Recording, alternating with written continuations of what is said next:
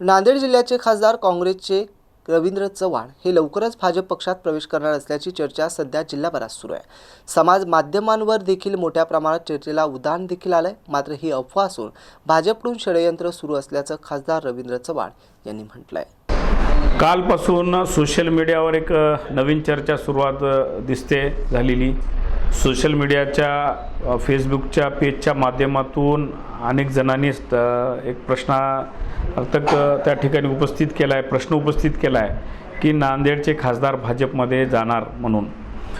पण मला वाटतं की गेल्या आठवड्यामध्ये दिल्लीच्या राजधानीमध्ये जे संसदेचं अधिवेशन होतं, अर्थसंकल्पीय अधिवेशनाला जे राष्ट्रपतीचं अभिभाषण झालं, त्या अभिभाषणाला आभार मानण्यासाठी आमचे नेते माननीय राहुलजी गांधी यांना संसदेमध्ये बोलू दिलं गेलं नाही।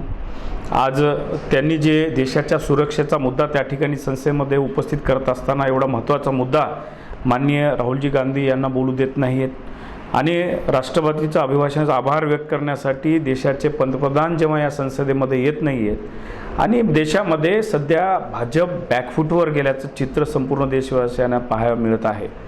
आणि हे सर्व प्रकार होत असताना आम्हा काँग्रेसच्या खासदारांना वेगवेगळ्या माध्यमातून त्या ठिकाणी टार्गेट करण्याचा प्रयत्न भाजपच्या वतीने वारंवार होताना दिसत आहेत।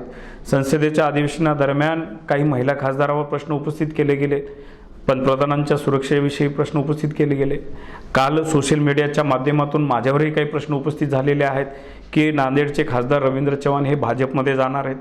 पण मला आपल्या माध्यमातून जनतेला सांगायचं आहे की जनतेने मला लोकसभेमध्ये निवडून दिलेला मी खासदार आहे। मला कुठेही मागच्या दरवाजानं कोणत्याही सभागृहात जायचं नाही आहे। मी एक काँग्रेसचा सच्चा पाईक आहे। माननीय राहुलजी गांधी आज देशाला ज्या विचारावर घेऊन जात आहेत, निश्चितच एक राहुल गांधीचा सच्चा समर्थक, खंदा समर्थक म्हणून मी या ठिकाणी संसदेमध्ये काम करत आहेत।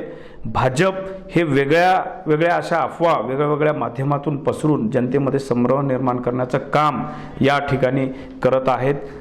नांदेड जिल्ह्यामध्ये जेव्हा काँग्रेस अडचणीमध्ये होते, माझे वडील स्वर्गीय खासदार वसंतरावजी चव्हाण साहेब यांनी काँग्रेसला जीवन ठेवण्याचं काम केलं, काँग्रेससाठी बलिदानही ते दिलं। स्वर्गीय खासदार वसंतरावजी चव्हाण साहेबांनी या जिल्ह्यामध्ये ज्याप्रमाणे काँग्रेस वाढवण्याचं स्वप्न त्यांनी बघितलं होतं, निश्चितच स्वर्गीय वसंतरावजी चव्हाण साहेबांच्या पावलावर पाऊल ठेवून त्यांनी जे स्वप्न बघितलं, याही पुढे नांदेड जिल्ह्यामध्ये काँग्रेस पक्ष एक नंबरवर आणण्यासाठी आम्ही सर्व काँग्रेसची मंडळी माझ्यासहित आम्ही सर्व प्रयत्न करत आहोत।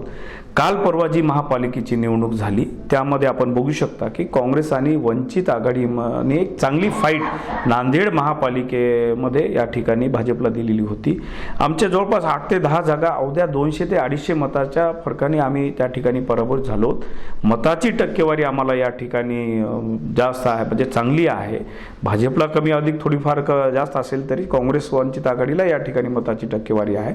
त्यामुळं काही जणांच्या पोटामध्ये पोटसूळ उठत असेल, त्यामुळं कुठंतरी कमी दाखवण्याचा प्रयत्न, लोकांमध्ये संभ्रम निर्माण करण्याचा प्रयत्न काही लोकांनी नांदेड जिल्ह्यामध्ये चालवताना दिसत आहे। मी कदापि कोणत्याही पक्षात जाणार नाही। मी काँग्रेसचा सच्चा पाईक आहे आणि काँग्रेससाठी सदैव एकनिष्ठ या ठिकाणी राहणार आहे। सर, नांदेडमधून ही चर्चा होते, नांदेडमध्ये कोण करत आहे? नांदेडमध्ये ही चर्चा मला वाटते निश्चितच भाजपच्या गोट्यातून होत असेल।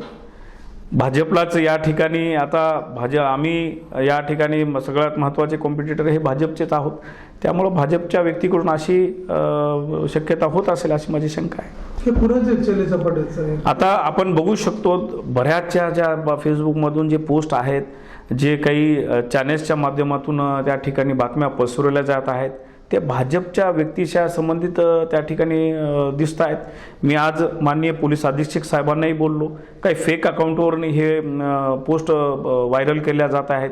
मी त्या फेक अकाउंटची फोटो प्रिंट कॉपी आणि SP साहेबांकडे एक अर्जही दिलेला आहे की त्यांच्यावर त्वरित त्या ठिकाणी कारवाई झाली पाहिजे, अशा फेक अकाउंटच्यावर बॅन त्या ठिकाणी आणले पाहिजे, अशी मागणी मी माननीय पोलीस अधीक्षक साहेबांकडे केलेली आहे।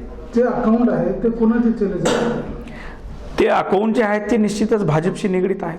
कोण नांदेडमध्ये कोण? आता भाजपची जी मोठी मंडळी आहेत त्यांच्याशी निगडीत आहे. कोण सर, थेट कोणाचं नाव घ्यायचं? आणि निश्चितच जी भाजपची आता मोठी मंडळी आहेत नांदेड जिल्ह्यामध्ये, जे सर्वेसर्वा भाजपचे म्हणून घेत असतील, त्यांच्या संबंधित असतील. काँग्रेसला मिळालेलं यश हे भाजपला निश्चितच तुम्ही म्हणल्याप्रमाणे काँग्रेसला जे काही यश नांदेडमध्ये मिळालेलं आहे ते भाजपला बघू वाटत नसेल.